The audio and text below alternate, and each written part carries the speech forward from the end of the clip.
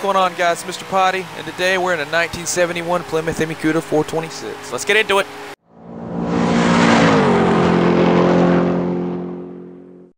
What's going on, you guys? Today we're in one of the most iconic muscle cars of the muscle car era, and it was made by a company that no longer exists, Plymouth.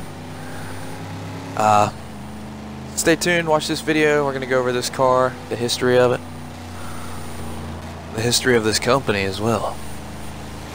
Plymouth first appeared in 1928 in the United States to compete with Chevrolet and Ford, and that they did for a solid, I don't know how many years, to 2001. June 29th to be exact. Plymouth produced the most cars in 1973 of any other year they existed.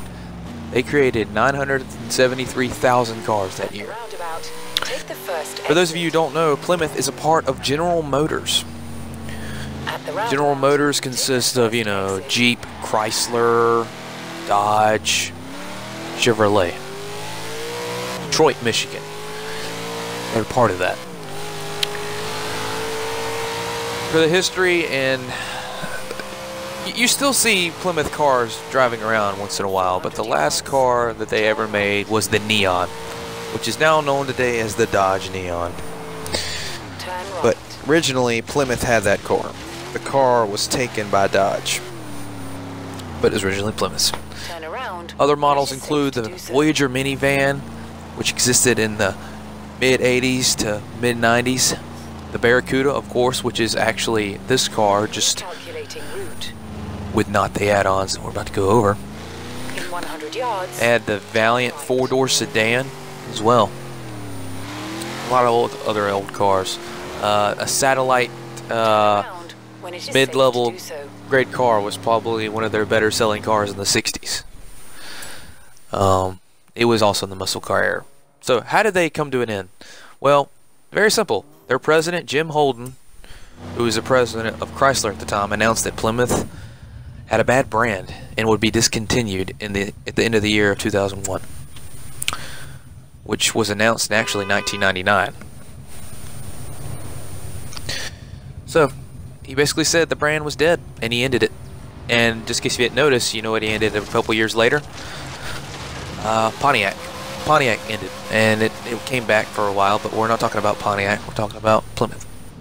Alright, so let's go into this car in particular. This HEMI Cuda, the HEMI Cuda, which is this model, was only made in 70 and 71. Now the 71 model is the rarer one between the two. The 1970 model, they made about 300-something thousand of them. This model, they only made 18,882 hardtops and only 635 convertibles. Some convertibles nowadays are so rare that they sell upwards of $2 million. $2 million and up. Alright, so like I said earlier, the HEMI Cuda was actually a Barracuda with a HEMI in it. Barracuda was made from 1964 to 74. There were 3 generations: 1964 to 66, 67 to 69, and 1970 to 1974. This car, of course, is the 3rd generation. So let's go over the engine. And we'll go over the engine, drivetrain, appearance, what makes this car this car. Let's point out some specific features with the car. As of right now, we're looking at the car as it stands.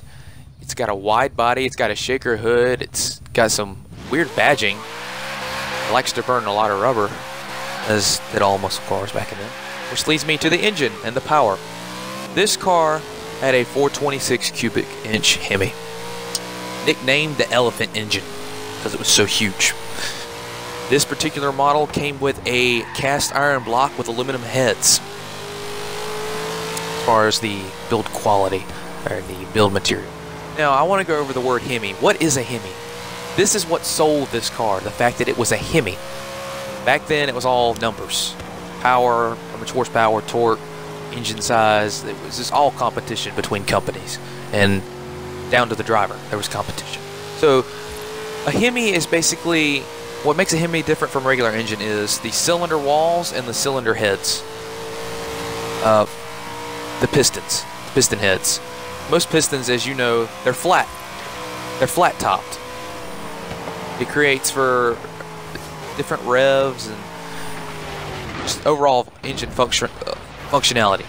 It wasn't necessarily better, it's just what they had. Anyway, the pistons were dome-shaped. They looked like mountains on top of the regular flat pistons. Boobs, if you will. Say boobs. We'll say that. I'll leave a picture in the description for that. Same with the combustion chamber. I'll leave pictures from compared to stock regular engines that aren't HEMIs compared to this, so y'all know the difference. Which also leads to the fact that this engine was substantially bigger. It was wider, which made this car had to be wider. As you can see, this car is very wide. They made the car very wide for the engine bay, so they could put that wide engine in there. So, just a fun fact. So that was one of the drawbacks to the engine because it was so wide. And the valve covers were very thick and wide. Yeah. So what kind of numbers did the 426 put out? It was reported that it put out 425 horsepower at 5,000 RPM and 490 foot-pounds of torque at 4,000 RPM. So a lot of torque at low RPM.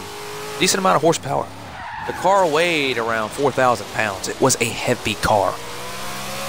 Okay. Speeds, 0 to 60 speed. 6.3 seconds. Quarter mile, 13.9 seconds at 105 mile an hour. Now, that might not seem like a lot, but back then that was something. And the car's main selling plate was the fact that it was a HEMI. Alright, a HEMI.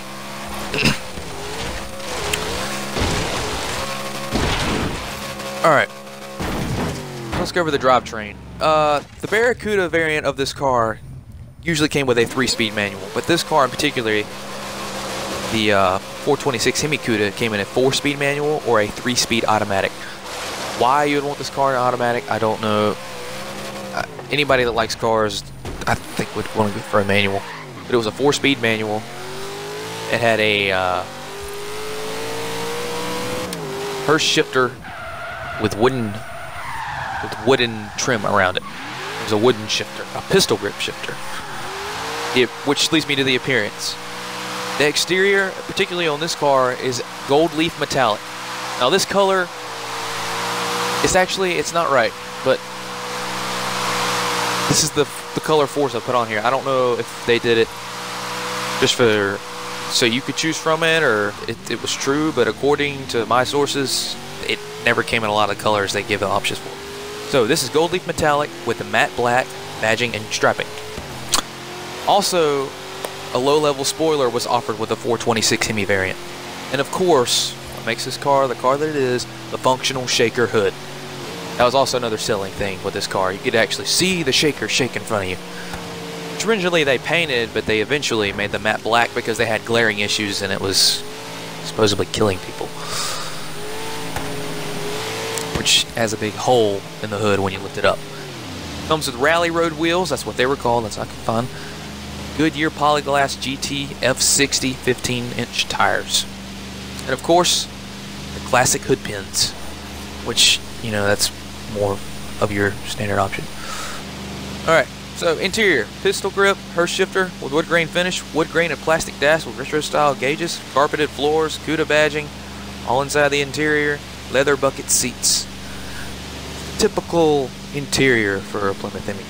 I've got way more information on this car, and this one video really just does not do it justice. I'm trying to cram it down in one video, so if you want to see another video on this, I can. Same with the Chevelle, I can. Overall, I hope you enjoyed the video. Watch more of my videos and click on that fast toilet subscribe button. Click on it. The toilet with the burning tire. Thanks for watching. Leave a thumbs up.